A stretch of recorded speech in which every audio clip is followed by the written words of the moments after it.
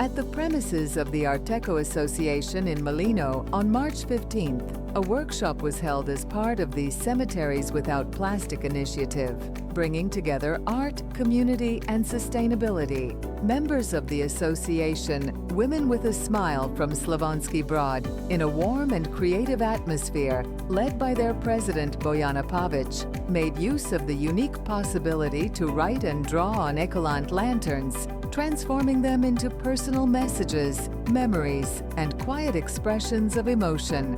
The president of the ARTECO Association, Zoran Pavletić, presented the association's activities focused on environmental and socially responsible projects, while the director of Primax, the project sponsor, Robert Pandža, introduced the development journey of this innovative product and demonstrated its advantages. Mr. Pandža also announced future joint projects focused on environmental protection.